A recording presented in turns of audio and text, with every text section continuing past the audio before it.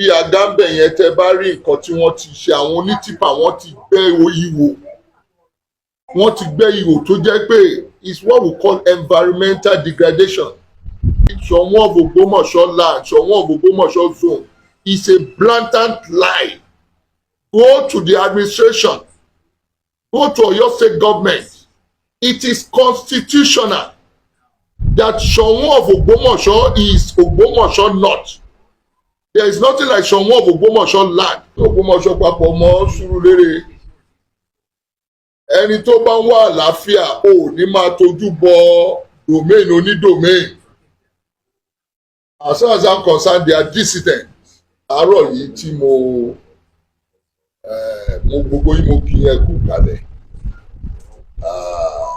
Ọba Àrànyìn, ọba Kówọ̀nsìn, ọba Arẹ̀sápá, ọba Olújàdó, ọba Ìbábégúndé, ọba Rẹ̀gbà, ọba Alájàṣẹ́. Gbogbo yín mo dúpẹ́ lọ́wọ́ yín tẹ́ wá kí mi láti Sùúrùlérè local government. Mo kàn fẹ́ send note of warning. Mi ò fẹ́ báyọ̀ kankan sọ̀rọ̀ tẹ́lẹ̀ ṣùgbọ́n mo wí pé àwọn èèyàn tí wọ́n ń gbọ́ wọn ò ní mọ nǹkan tó ṣẹlẹ̀. Wọn ò ní mọ nǹkan tí ó ṣẹlẹ̀. Kí ló bí àwọn ọ̀wà tí ẹ rí lórí íńtánẹ́ẹ̀tì? Chief Joe Adésínà Alàgbé baálẹ̀ ìlú Oníyeyè ní apá ọ̀tún mi yìí, olóyè Ọlátúndé Àjàní baálẹ̀ Alágbàgo ní apá òsì mi yìí, Chief Shehu Ọláyíwọlá baálẹ̀ Àgá àti gbogbo àwọn ìdílé ní àjọ wà ní ìjókòó ní àṣálẹ́ yìí. Ìdí pàtàkì tí ẹ̀yin ọmọ Nàìjíríà fi rí àwa baálẹ̀ mẹ́tẹ̀ẹ̀ta yìí ní àṣálẹ́ yìí ní ọjọ́ Wednesday, ìjọ́ Thursday la gbọ́ ìkéde tí ọba Francis Olúṣọlá Àlàó ni wọ́n kéde páwọn yọ àwa baálẹ̀ Oníyeyè, baálẹ̀ Alágbàgo àti baálẹ̀ Àgá kúrò ní oyè. Ìkéde yẹn jẹ́ ohun tí ó bà wá nínú jẹ́ lọ́pọ̀lọpọ̀ nítorí pé ìdí tí wọ́n fi yọ wá gan kò yé wa. Baálẹ̀, màá fún ẹ̀yin oní ìwé tó bá yá kẹ́ ẹ lè wọ́n kọ́ sí wọ́n fi ibi tí ó sáìn sí. Àwọn òyìnbó kan wà wọ́n làwọn fẹ́ gbé iléeṣẹ́ sílẹ̀ tó máa fún wa ní employment about 300 people. A benefit to the community. Àwọn baálẹ̀ tó wà lábẹ́ mi yìí Iyeye èmi Olúgbọ́n ló create ẹ̀ fúnra rẹ̀. Kí lórúkọ ẹ̀? Àgó Àgá. Ojú láàárọ̀ yìí mo gbọ́ pé wọ́n ní wọ́n ń lọ sórí íńtánẹ́ẹ̀tì pé Olúgbọ́n talẹ̀ àwọn ilẹ̀. Olúgbọ́n ló ní gbogbo ilẹ̀ lórí lè gbọ́n. Èmi mo nílẹ̀ mi. Ilẹ̀ sì pọ̀ rágbádá tó jẹ́ pé 20 ọdún 30 ọdún tí iléeṣẹ́ bá fẹ́ wá sí orílẹ̀ gbọ́n àyè wà tá a máa gbà wọ́n.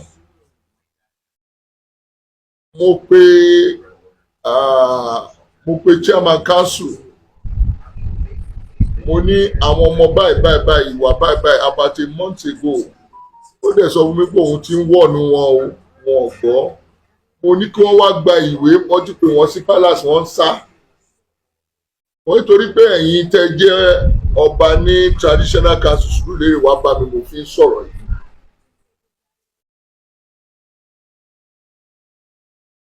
A ní kí wọ́n wá, ẹ máa bọ̀, ẹ wá gbogbo ìwà tẹ́ wù. Àwọn ló lọ sáìn. Ẹ máa sáìn ilẹ̀, ẹ tún máa lọ talẹ̀ fún, ẹ tún máa tún lọ gbàbọ̀dì fún èèyàn míì, lọ ta fún èèyàn míì.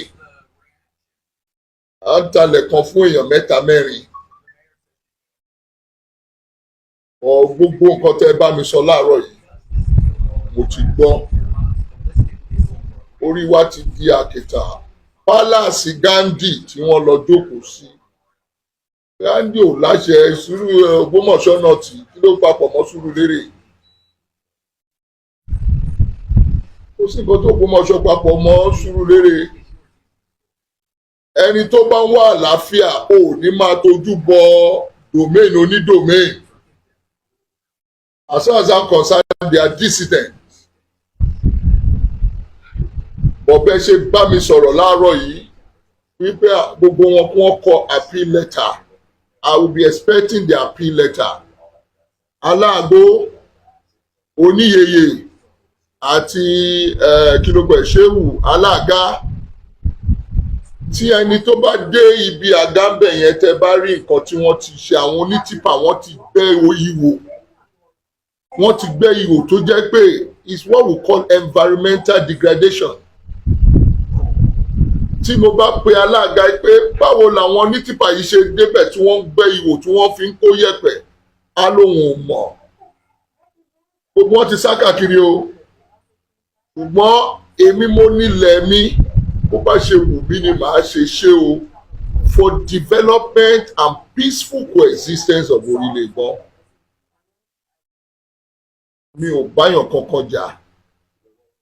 Àwọn ọmọ mi ni wọ́n, ṣùgbọ́n ibi tí wọ́n sá lọ àtẹni tó ń tì wọ́n lẹ́yìn, ó ṣọ́ra o. Ẹni tó ń tì wọ́n lẹ́yìn, ìwọ tó ń dà lúrú tó ń tì wọ́n lẹ́yìn, ó péré lọ́ba, ṣọ́ra o. Mọ̀kànmọ̀kàn lóye ń gbọ̀n kàn, bó ṣe ń karọ́ Ọ̀yọ́ ló ń karọ́ Ẹdẹ. Gbogbo píṣọ̀ bí wọ́n ṣe lọ ṣe mítìn lọ́dọ̀ ẹ̀, gbogbo ẹ̀ ló wà lọ́wọ́ mi. Màá dẹ̀ fún ẹ̀yin tẹ́ wá rí mi láàárọ̀ yìí, kẹ́yìn náà rí mo ti fi hàn gbogbo yín. Ṣùgbọ́n mo yìí ń fi sọ pé ọmọ ni wọ́n jẹ́ sí mi. Mo ti yọ wọ́n ní oyè officially. They are minor chiefs. They are minor chiefs. Before you take any decision lórí ilẹ̀, lórí chieftaincy, you must consent the Olúgbọ̀n of Orílẹ̀ Ìgbọ́n. Adẹjọ́ máa wò holistically to bring development. Ẹ bá parọ́ ní ìyẹ̀tẹ́ ló mú wá o. Sùúrùlérè ò ní bàjẹ́. Mo dẹ̀ dúpẹ́ lọ́wọ́ yín gbogbo ẹ̀yin ọba tẹ́ wá láti Sùúrùlérè láti wá kí mi láàárọ̀ yìí. And ẹ ti gbà mí níyànjú. Ìyànjú tẹ́ ẹ jẹ́ gbà mí wípé kí n jọ ẹ bẹ̀bẹ̀ fún wọn wípé ẹ̀rù ló ń bà wọ́n ní wọn mọ̀ bí wọ́n ṣe fẹ́ ṣe. Kò sí ẹ̀rù kankan. My palace is open to everybody.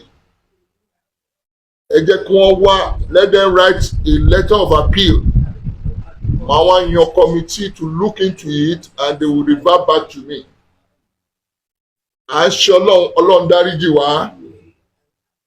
Ṣùgbọ́n tó bá jẹ́ pé ibi tí wọ́n ń lọ yẹn ni ọ̀dọ̀ Gandhi tí wọ́n ń lọ yẹn tó rùn rògbò òun tì wọ́n lẹ́yìn, you don't do that. I've never ever kúrò ní Sùúrùlérè kí n bọ́ sí Ògbómọ̀ṣọ́ North. Olúgbọ́n is the chairman in Sùúrùlérè. In Ogoluwa Traditional Council of Ogoluwa administration is with Alajawa. In Ògbómọ̀ṣọ́ South Traditional Council of the administration there, it lies with Onpetu of Ijeru. That's the chairman. In Orire local government administration is with Onikoyi of Ikoyile. In Ògbómọ̀ṣọ́ North, which is the smallest local government in the zone, in landmass, is Ṣọ̀ún of Ògbómọ̀ṣọ́ is the traditional council chairman and administration of that council. So people should not mix anything up. Gbogbo propaganda tí wọ́n ń gbé káàkiri Ṣọ̀ún of Ògbómọ̀ṣọ́ land, Ṣọ̀ún of Ògbómọ̀ṣọ́ zone is a blatant lie. Go to the administration. Go to Oyo State government. It is constitutional that Ṣọ̀ún of Ògbómọ̀ṣọ́ is Ògbómọ̀ṣọ́ North. There is nothing like Ṣọ̀ún of Ògbómọ̀ṣọ́ land. It probably Ṣọ̀ún of Ògbómọ̀ṣọ́ land North local government. Onpetu has still saying it of Ijeru is the chairman. Gandhi has no power ní Ògbómọ̀ṣọ́ South. Under Onpetu kò ní right. He is arrogating power that does not belong to him, and the people should call him to order. He claims he's a pastor, but pastor must walk with decorum and the fear of God. Kò àlàáfíà wà ní Sùúrùlérè, ó wà ní Ògo Olúwa, ó wà ní Ògbómọ̀ṣọ́ North and Ògbómọ̀ṣọ́ South, ó wà lóríire. But once this man came in, he's arrogating power that does not belong to him. And we are saying it, I'm saying it emphatically. Olúgbọ́n ibi tí wọ́n jókòó sí tí wọ́n ń pè ní Ògbómọ̀ṣọ́ yẹn, ilẹ̀ Olúgbọ́n ni.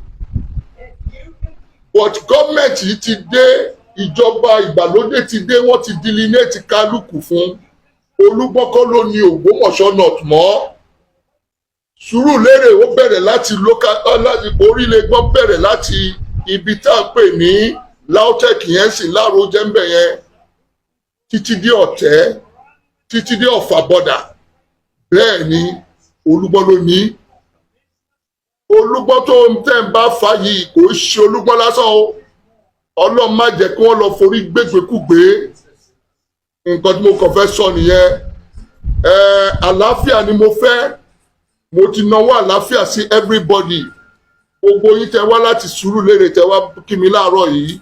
Mi ò báyàn kankan jà. Mi ò báyàn kankan ṣọ̀tẹ̀. I'm doing things within the ambit of the law. Nǹkan tí òfin gbélé mi lọ́wọ́ òun ni mò ń ṣe. Mi ò lè kọjá òfin. Àwọn baálẹ̀ tí wọ́n lọ ṣẹ̀ tí wọ́n tì í pé kí wọ́n lọ sórí íńtánẹ̀tì kí wọ́n máa bú mi, no problem. Ẹ̀yin ti bẹ̀bẹ̀, ẹ̀yin àgbààgbà ti bẹ̀bẹ̀ pé wọ́n máa kọ lẹ́tà, and I'm waiting for the letter of appeal. God bless everybody. Sùúrùlérè local government kò ní bàjẹ́. Ògo Olúwa local government kò ní bàjẹ́. Oríire local government kò ní bàjẹ́. Ògbómọ̀ṣọ́ South local government kò ní bàjẹ́. Ògbómọ̀ṣọ́ North local government kò ní bàjẹ́. Àlàáfíà ni mo wá. Àmọ̀dé tó kọ àlàáfíà láti stand by àlàáfíà. But ẹni tó bá mọ̀ pé òun fẹ́ wá fá òkò fẹ́ àlàáfíà, ó fẹ́ máa fíràn ní ibi tí ò yẹ kó fíràn, ó máa kàn dín nínú yọ o. God bless all of you. Thank you very much.